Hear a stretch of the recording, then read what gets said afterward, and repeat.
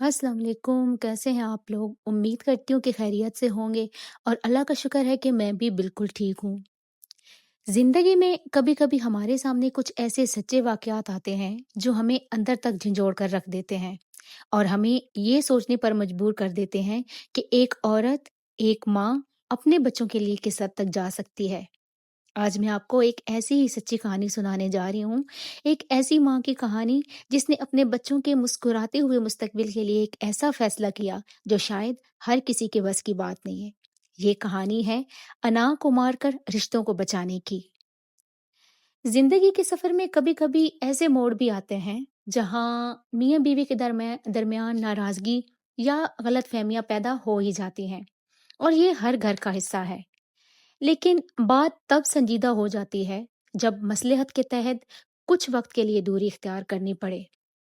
वो खातून भी जो कि मेरी बहुत ही प्यारी जानने वाली हैं और उन्होंने खुद मुझसे ये बात शेयर की है। वो भी हालात के पेश नज़र अपने बच्चों की खातिर कुछ वक्त के लिए अपने मायके चली गई थी। एक शादीशुदा औरत के लिए मायके में जाकर बैठ जाना आसान नहीं होता, चाहे हालात जैसे भी क्यों ना हो। वहां रहते हुए उन्होंने एक बहुत ही गहरी और संजीदा बात महसूस की कि जिसने उनके दिल को छू लिया। उन्होंने देखा कि जब उनका भाई शाम को थका हारा घर वापस आता तो वो अपने बच्चों को गले लगाता, उन्हें प्यार करता और बाहर घुमाने ले जाता। भाई बहुत अच्छा था। वो अपने बच्चों के साथ साथ उनके बच्चों को भी साथ लेकर जाता।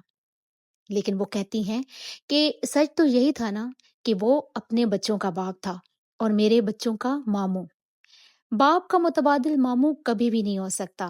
दादा, दादी, ताया, चचा का प्यार अपनी जगह, लेकिन वहां मेके में बच्चों को सिर्फ नाना, नानी और मामू का प्यार मिल रहा था, जबकि उनके भाई के बच्चों को नाना, नानी, दादा, दादी दोनों तरफ के रिश्तों की मोहब्बत मिल रही थी, जबकि उनके अपने बच्चे आधी मोहब्बत और आधे रिश्तों से महरूम हो चुके थे। इस महरूमी ने उस माँ को अंदर से हिलाकर रख दिया। उन्होंने सोचा कि मेरे गुस्से, मेरी अना और मेरी लड़ाई की सजा मेरे मासूम बच्चे क्यों भुगते। मैं तो अपनी जिद लेकर बैठ गई हूँ, पर इस सब में मेरे बच्चों का क्या कसूर हुआ? उनका बचपन, उनके बाप की मोहब्बत, उनके दादा दादी का लाड, ये सब तो उनसे छिन गया ना। और फिर उन्होंने एक बहुत बड़ा फैसला किया। उन्होंने अपने गुस्से को, अपनी अना को, अपनी खानदानी जिद को अपने बच्चों के मुस्कुराते चेहरों पर कुर्बान कर दिया।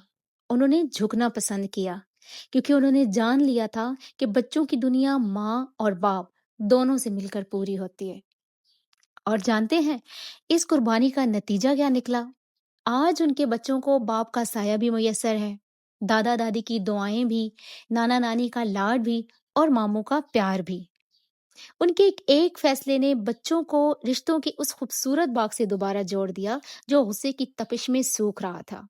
सच तो ये है कि रिश्तों में कभी कभी झुक जाना, हार मान लेना दरअसल हार नहीं होती, बल्कि वही सबसे बड़ी जीत होती है, खास तौर पर जब बात बच्चों की तरबियत और उनकी खुशियों की हो। क्योंकि मासूम बच्चों का बचपन बड़ा अनमोल होता है और वो वक्त कभी लौट कर नहीं आता। और माएँ तो होती ही कुर्बानी का दूसरा नाम है, जो अपने बच्चों के चेहरों पर मुस्कुराहट सजाने के लिए अपनी वजूद की हर तलखी को भी हंसकर पी जाती हैं। याद रखिए कि झुक जाना या मसलियत इख्तियार करना कभी भी हार नहीं होता।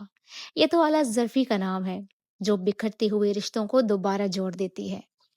उस प्यारी बहन के इस एक फैसले ने मुझे ये सिखाया कि जब हम अपनों की खातिर अपनी अना को दफन कर देते हैं तो अल्लाह पाक हमारे फैसलों में बरकत और रिश्तों में पहले से ज्यादा मोहब्बत डाल देता है। मेरी दुआ है कि अल्लाह पाक हर घर को अमन का गहवारा बनाए और हर बच्चे के सर पर माँ बाप का साया सलामत रखे और हमारे इन आशियानों को हमेशा खुशियों से आबाद रखे। आमीन। आपको उस बावकार माँ का ये फैसला कैसा लगा मुझे कमेंट सेक्शन में ज़रूर बताइएगा। अगर वीडियो अच्छी लगी हो तो लाइक और शेयर कर दीजिएगा और मेरे इस छोटे से चैनल को सब्सक्राइब भी कर दीजिएगा। आप सबका बहुत शुक्रिया। मिलते हैं अगली वीडियो में। अपना और अपने प्यारों का ढेर सारा ख्याल रखिएगा और मुझे अपनी दुआओं में याद रखिएगा। अल्लाह हाफिज।